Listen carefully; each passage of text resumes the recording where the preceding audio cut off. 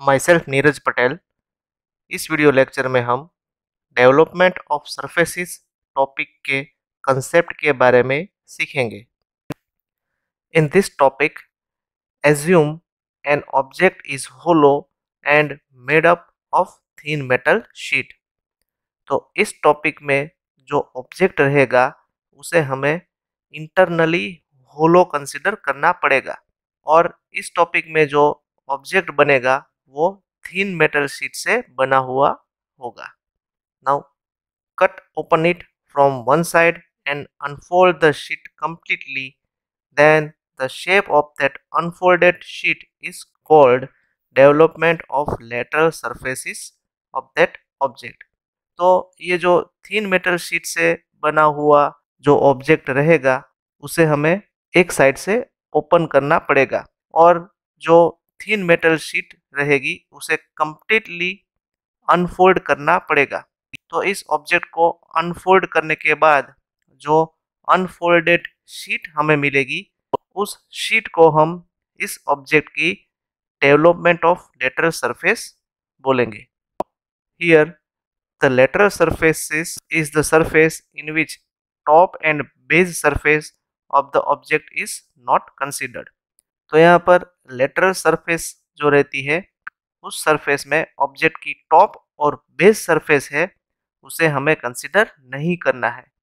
Example के तौर पर यहाँ पर एक सिलिंड्रिकल ऑब्जेक्ट दिया गया है। तो इस सिलिंड्रिकल ऑब्जेक्ट में हमें इस सिलेंडर की जो टॉप और बेस की जो सरफेस है उसे हमें कंसिडर नहीं करना है। यानी अगर हम किसी कागज को रोल करके अगर हम एक सिलेंडर बनाए तो जैसा सिलेंडर बनेगा वैसा सिलेंडर आपको यहाँ पर कंसिडर करना है। सेम वे यहाँ पर एक पेंटागोनल प्रिज्म टाइप का ऑब्जेक्ट दिया गया है। तो इस ऑब्जेक्ट में भी हमें टॉप और बेस की जो पेंटागोनल सरफेस है उसे हमें कंसिडर नहीं करना है। इस ऑब्जेक्ट में भी हमें सिर्फ इस पेंटागोनल प्रिज्म की जो साइड की फेसिस है उसे ही कंसिडर करना है। अब हम डेवलपमेंट ऑफ सरफेसिस टॉपिक की इंजीनियरिंग एप्लीकेशन के बारे में डिस्कस करेंगे। तो इस टॉपिक का जो कंसेप्ट है वो फैब्रिकेशन इंडस्ट्री में बहुत ही ज़्यादा उपयोग में रहता है। इस टॉपिक के कंसेप्ट का उपयोग करके हम अलग अलग टाइप के कंपोनेंट बना सकते हैं, जैसे कि boiler shell, chimney, pressure vessels, feeding hopper, cupboard, air conditioning duct, measuring jar etcetera.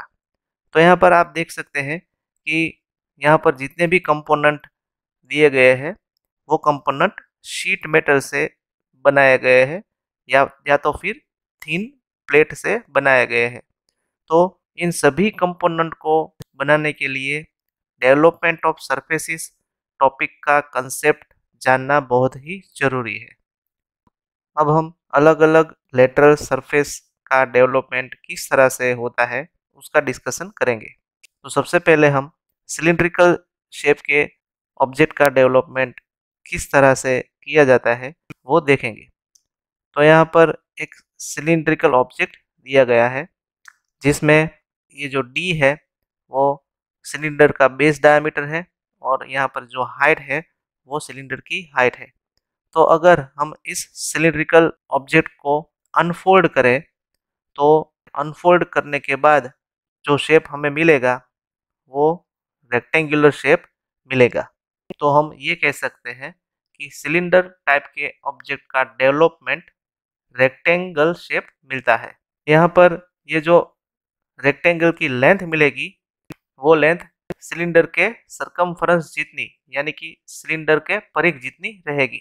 तो पाई इंटू डी इस फॉर्मूला से हम सिलेंडर के सरकमफरेंस की लेंथ फाइंड कर सकते हैं और यहाँ पर रेक्टेंगल में जो हाइट मिलेगी वो हमें कांस्टेंट मिलेगी। तो यहाँ पर एच जो है वो सिलेंडर की हाइट है और डी है वो सिलेंडर का बेस डायमीटर है। दूसरा ऑब्जेक्ट है प्रिज्म। तो यहाँ पर अगर हम प्रिज्म टाइप के ऑब्जेक्ट का डेवलपमेंट करें तो हमें प्रिज्म के डेवलपमेंट में नंबर ऑफ रेक्टेंगल्स टाइप का डेवलपमेंट मिलेगा। तो यहाँ पर हमें पेंटागोनल प्रिज्म दिया गया है। तो यहाँ पर जो एस है वो एज ऑफ बेस है और एच है वो इस प्रिज्म की हाइट है। यहाँ पर हमें पेंटागोनल प्रिज्म दिया गया है, तो इस पेंटागोनल प्रिज्म के डेवलपमेंट में हमें एस बाई एच साइज के 5 रेक्टेंगल मिलेंगे। अगर हमें ट्रायंगुलर प्रिज्म दिया गया होता तो एस बाई एच साइज के हमें 3 रेक्टेंगल मिलेंगे। अगर स्क्वायर प्रिज्म रहता तो हमें एस बाई एच साइज के 4 रेक्टेंगल मिलेंगे। यहाँ पर हमें पेंटागोनल प्रिज्म दिया गया है, इसलिए इस प्रिज्म का डेवलपमेंट करने से हमें एस बाई एच साइज के 5 रेक्टेंगल मिलेंगे। तो प्रिज्म टाइप के ऑब्जेक्ट का डेवलपमेंट भी हमें रेक्टेंगल शेप में ही मिलता है। यहाँ पर एच है वो प्रिज्म की हाइट है और एस है वो एज ऑफ बेस है। तीसरा ऑब्जेक्ट है कॉन। तो कॉन का डेवलपमेंट करने से हमें सेक्टर ऑफ सर्कल मिलता है। तो यहाँ पर कॉन हमें दिया गया है, जिसमें ये जो डेवलपमेंट हमें मिल रहा है वो सर्कल का एक भाग मिल रहा है, जिसे हम सेक्टर ऑफ सर्कल भी बोलेंगे। यहाँ पर इस कॉन की स्लांट हाइट है वो एल है और इस कॉन के बेस की जो रेडियस है वो आर है। तो यहाँ पर थीटा हमें जो फाइंड करना है वो हमें इस R by L into 360 degree इस फॉर्मूला का उपयोग करके हमें ये एंगल फाइंड करना पड़ेगा और इस तरह से हम कॉन का डेवलपमेंट कर सकते हैं। चौथा ऑब्जेक्ट है वो है पिरामिड। तो पिरामिड का डेवलपमेंट करने से हमें नंबर ऑफ ट्रायंगल मिलते हैं। यहाँ पर हमें एक स्क्वायर पिरामिड दिया गया है, जिसमें यहाँ पर जो एस है वो एज ऑफ बेस है और एल है वो इस पिरामिड की स्लांट हाइट है। तो इस स्क्वायर पिरामिड का डेवलपमेंट करने से हमें एस बाई एल साइज के 4 ट्रायंगल मिलेंगे।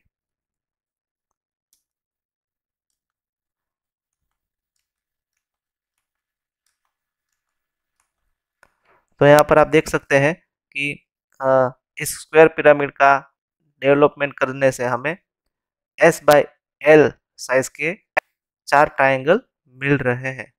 और अगर ट्रायंगुलर पिरामिड रहता तो ट्रायंगुलर पिरामिड का डेवलपमेंट करने से हमें एस बाई एल साइज के 3 ट्रायंगल मिलेंगे।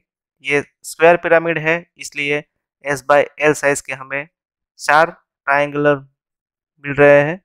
और अगर ये पेंटागोनल पिरामिड होता तो एस बाई एल साइज के हमें ऐसे 5 ट्रायंगल मिलेंगे। तो यहाँ पर हमने सिलेंडर, प्रिज्म, कॉन और पिरामिड टाइप के ऑब्जेक्ट का डेवलपमेंट कैसे होता है वो हमने सीखा है। तो हमें इस डिस्कशन से याद रखना है कि सिलेंडर का डेवलपमेंट रेक्टेंगल होता है, प्रिज्म का डेवलपमेंट नंबर ऑफ रेक्टेंगल्स मिलता है, कॉन का डेवलपमेंट हमें सेक्टर ऑफ सर्कल के टाइप में मिलता है और पिरामिड का डेवलपमेंट हमें नंबर ऑफ ट्रायंगल के रूप में मिलता है। तो डेटा में जो ऑब्जेक्ट हमें दिए जाएंगे उसमें ऑब्जेक्ट को अलग अलग कंडीशन से कट करके दिया जाएगा और जो रिमेनिंग पोर्शन बचेगा उस पोर्शन का डेवलपमेंट हमें ड्रॉ करना पड़ेगा। तो आप सिलेंडर, प्रिज्म, कॉन और पिरामिड इन सभी ऑब्जेक्ट का एक एक डेवलपमेंट का प्रॉब्लम आप देखेंगे तो आपको पता चलेगा कि सिलेंडर, प्रिज्म, कॉन और पिरामिड टाइप के ऑब्जेक्ट का डेवलपमेंट कैसे किया जाता है। इसी के साथ ही डेवलपमेंट ऑफ सरफेसिस टॉपिक का कंसेप्ट यहाँ पर कंप्लीट हो गया। Thank you very much.